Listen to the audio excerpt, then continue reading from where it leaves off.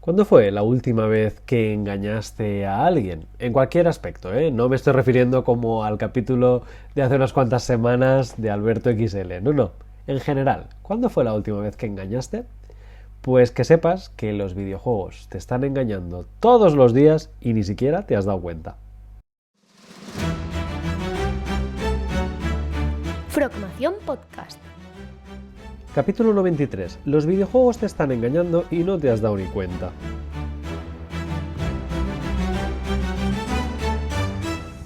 Muy buenas a todos y bienvenidos a un nuevo episodio de Frogmación Podcast.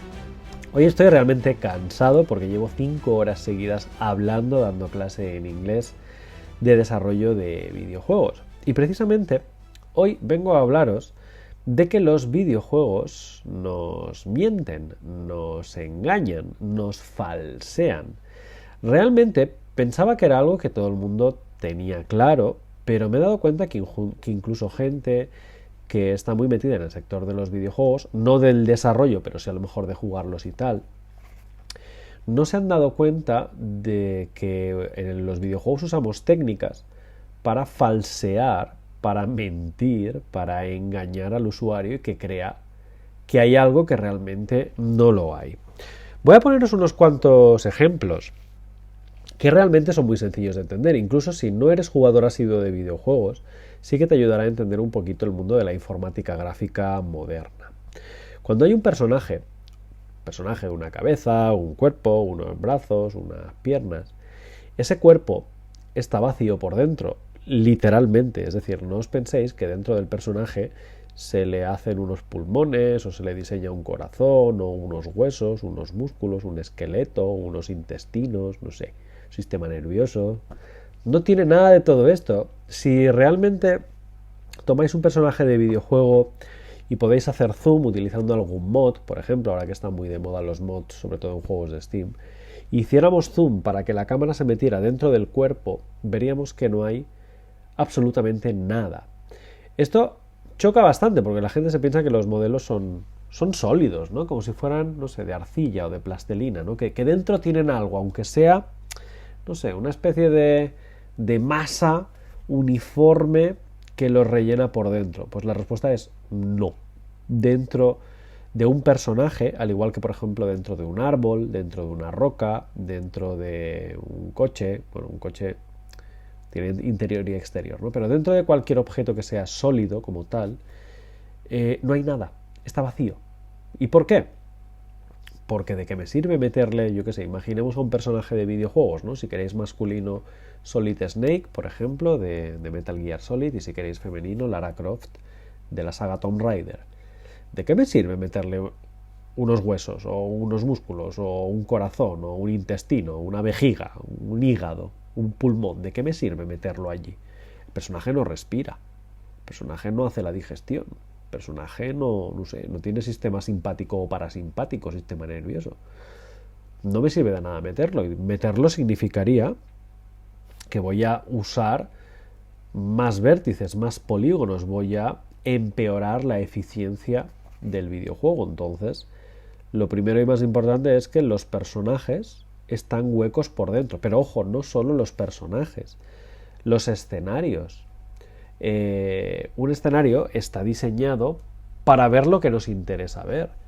¿Qué hay detrás de ese escenario? Pues bueno, muchas veces hay dos cosas. Nada, absolutamente nada, pero nada hasta el punto que incluso la pared trasera de un escenario que estás viendo ni siquiera existe. Me explico. Imaginad un poblado, ¿vale? Un poblado rodeado por montañitas, ¿vale? Montañitas así alrededor del poblado, oh, qué bonito, tal, no sé qué, muy bien. Detrás de esas montañas, si fuéramos capaces de nuevo de mover la cámara, en este caso no en el interior del personaje, sino más allá del propio escenario, nos daríamos cuenta que pues detrás de esas montañas no hay nada, ¿vale? No esperéis que hay más montañas o que hay por allí un aldeano o que hay por allí nada.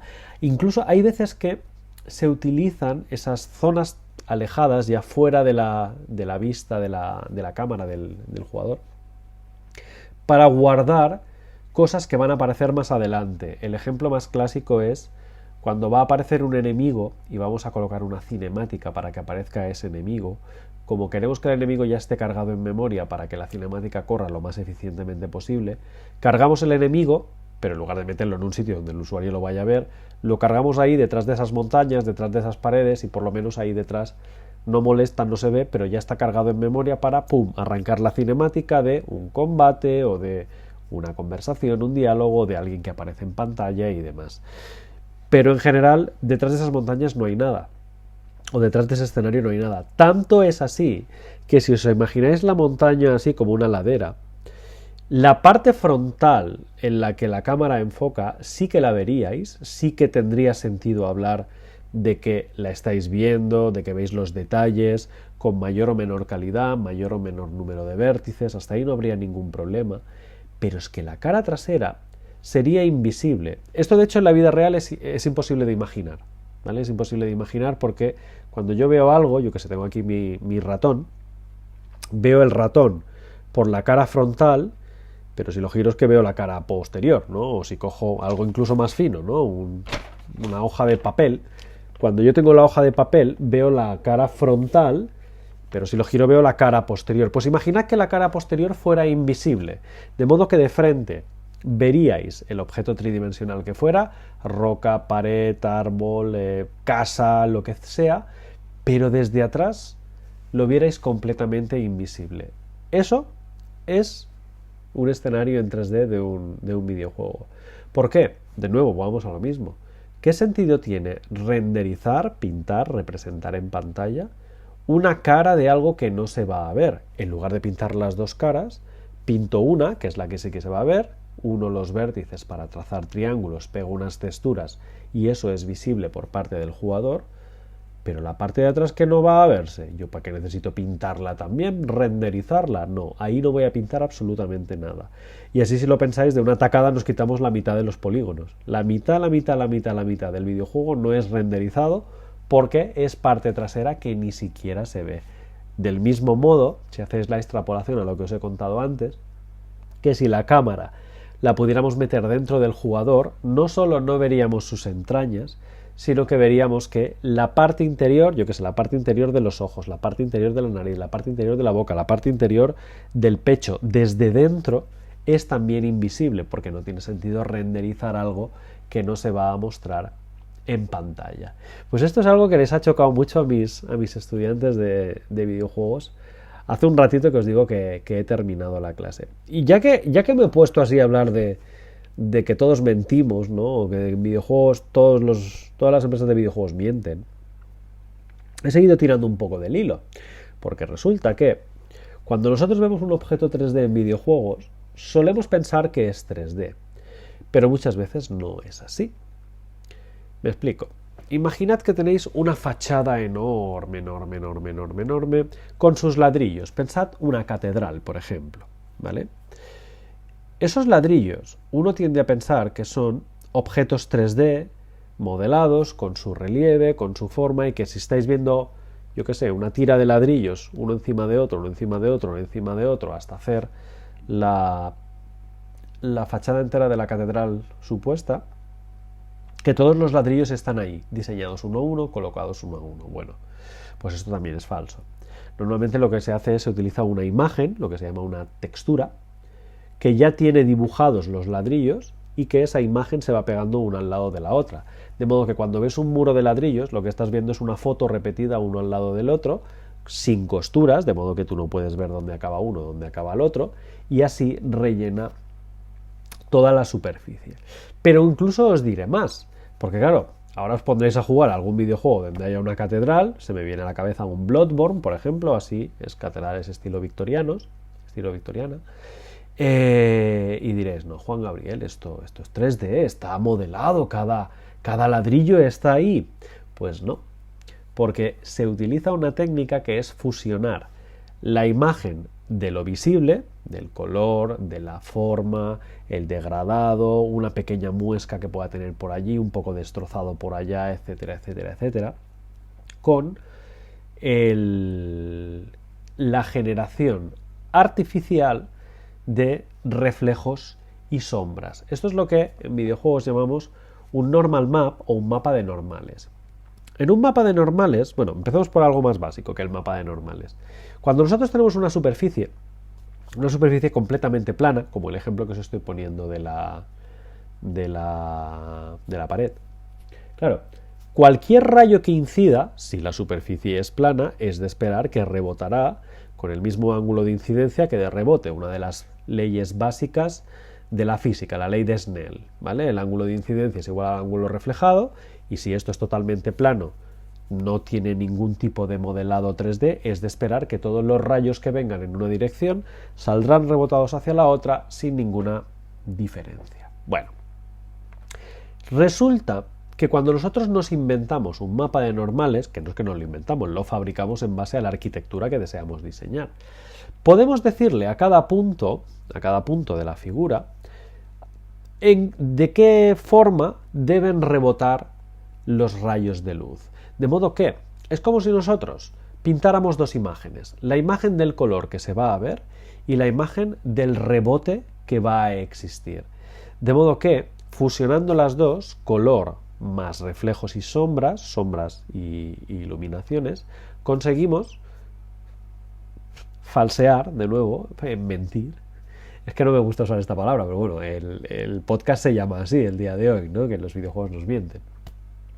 Conseguimos mentir, engañar al usuario y que crea que realmente se trata de un ejemplo 3D o de un modelado 3D, cuando realmente es una simplificación 2D. Y de hecho, en la carátula de este propio podcast podréis ver que he tomado un ejemplo donde veréis unas mini estatuillas que rodean así a la imagen, que son parte del videojuego Dark Souls, y que esas estatuas no son 3D, son completamente planas. Podéis ver video gameplays o podéis jugar al juego vosotros mismos y os daréis cuenta de que la imagen es totalmente plana. Plana. Pero tú lo ves y dices, no, esta estatua es 3D, tiene iluminación por aquí, tiene sombra por allá. Sí, pero es simulada, os vuelven a engañar, a través del mapa de normales que se combina con la textura del color, lo que se llama el albedo, para formar esa ilusión óptica. Y esto que tenéis aquí os podría seguir poniendo ejemplos. Un último para terminar, que a mí también me gusta mucho, es acerca de las cosas que están y que no están en un escenario. Cuando vosotros estáis en un videojuego que es muy grande y allá al fondo se ve un castillo, lo más normal es que si está tan al fondo ese castillo no esté ahí, de nuevo. No hay un modelo 3D del castillo ahí que vosotros estéis viendo. Lo que estáis viendo es una versión simplificada, reducida o incluso una imagen que está colocada totalmente plana de nuevo, porque al final vuelvo a las mismas. ¿Cuántos vértices necesitáis para pintar una imagen? 4. Los 4 vértices, pintáis un rectángulo, ahí incrustáis una imagen y eso es toda la geometría 3D que os hace falta. Como mucho será de más o menor calidad y usaréis más o menos memoria de la gráfica. Pero con 4 vértices tienes una imagen puesta en pantalla. Muy pocos recursos. ¿Cuántos triángulos, cuántos vértices necesitaríais para pintar el castillo o la catedral de allá al fondo? ¿10.000? ¿100.000? ¿1.000.000? Depende de la calidad gráfica. Entonces, resulta que los objetos en la lejanía, incluso en la atmósfera, incluso en el skyline o en el skybox que se llama, suelen ser imágenes ya preparadas de muy alta calidad y que los objetos 3D que representan solo realmente son 3D cuando nos acercamos mucho. Si tomáis juegos por ejemplo más antiguos, esto en los juegos antiguos igual se nota un poco más, ¿no? Por ejemplo, yo recuerdo el Grand Theft Auto de PlayStation 2, tanto el Vice City como San Andreas y demás, que eran juegos grandes, donde la ciudad cargaba tan lentamente que tú podías conducir y si ibas muy rápido, al juego como que no le daba tiempo a cargar la ciudad, ¿no? Y veías que el efecto popping, ¡pup!, aparecía un edificio, ¡pup!, aparecía otro edificio, ¡pup!, aparecía un coche, o ¡pup!, aparecía un enemigo, porque no le daba tiempo a cargar, ¿no? Porque hasta que no estábamos muy cerca, no le daba tiempo a la memoria de la consola de aquella época o del PC de aquella época de gestionar toda toda esa cantidad de vértices. Pues precisamente para evitar el efecto popping, muchos de los objetos 3D que no hace falta que sean 3D porque están muy alejados, sino que pueden sustituirse por imágenes 2D, pasan a utilizar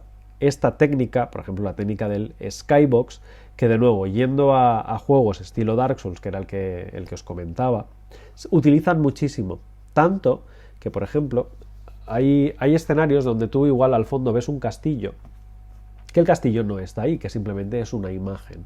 Pero claro, vas a terminar yendo a ese castillo, porque igual en ese castillo hay una llave, o hay un jefe, o hay una arma, o hay lo que sea. Entonces, ¿cómo hacen esa transición de que pase de ser una imagen 2D a ser el modelo 3D que luego te vas a meter dentro del castillo y lo vas a explorar? Pues normalmente, casi siempre suele haber o un túnel, o un ascensor, o un puente, o una cinemática incluso. Suele haber algo que nos permite cortar, desconectar entre el antes y el después. Por ejemplo, imaginad que allá al fondo hay un castillo. Vale, muy bien. Me dirijo hacia el castillo, pero para llegar al castillo, misteriosamente hay que cruzar una cueva. Te metes en la cueva, automáticamente cuando te metes dentro de la cueva, un algoritmo, un programa, destruye la imagen 2D y instancia crea el modelo 3D. De modo que tú sigues tan tranquilo por el pasillo, pim pam, o por la cueva. Y cuando sales de la cueva, al ordenador le ha dado tiempo, o a la consola, de generar ese modelo 3D del castillo al cual te dirigías. Entonces, tú desde el fondo habrás dicho, ah, mira, sí, allí está el castillo. Mentira, eso es una imagen. Pero justo después de cruzar el pasillo, la cueva, lo que sea, le habrá dado tiempo a crearlo. Y viceversa, cuando tú sales de la cueva en sentido contrario, se destruye el modelo 3D, ya no necesitas tantos cientos de miles de millones de polígonos por ahí por pantalla, se destruyen, desaparecen, bye bye, y al aparecer por el otro lado está cargada la imagen para que, por si te giras, el castillo sigue estando ahí, pero en la versión ocluida, ¿no? O la versión simplificada. ¿Nos mienten? Sí, señor, nos mienten. Fijaros que os he contado algunas técnicas así de desarrollo de videojuegos que yo pensaba que eran así un poco más conocidas, pero me he encontrado con el grupo este de chicos que no las conocía y que cuando las he contado, pues nos ha dado para un debate largo y tendido acerca de las técnicas de desarrollo de videojuegos, sobre todo, a ver, todas ellas están enfocadas en una cosa, ¿por qué nos mienten? Para optimizar el videojuego, para que el videojuego pueda correr a 60 frames por segundo, sea rápido, sea fluido y sea bonito. Si yo invirtiera tiempo y esfuerzos de la máquina en meter polígonos, meter vértices, meter texturas, meter ray tracing, iluminación, reflejos, etcétera, en algo que no se va a ver o en algo que tiene poca relevancia como los 3-4 casos que os he comentado ahora, imaginaros, necesitaríamos una gráfica, no sé, de 2 millones de gigas de RAM, porque es que si no, no habría forma humana de poder obtener juegos con eficiencia máxima. Pues oye, si no lo sabíais, yo creo que es un ejemplo que ha valido la pena compartir en el podcast de hoy, que tal cual he entrado en esta discusión, digo, esto lo tengo que contar a nuestra audiencia en el podcast de Frogmación, porque igual hay otra gente que juega videojuegos y que no se imaginaban que les estaban mintiendo en la cara de mala manera, como os he contado en el episodio de hoy. Si te gusta Frogmación Podcast, síguenos en redes sociales, a través de Facebook, Twitter, Instagram o nuestro canal de YouTube. Y consulta todos nuestros cursos o suscríbete a nuestra newsletter en la web frogamesformacion.com.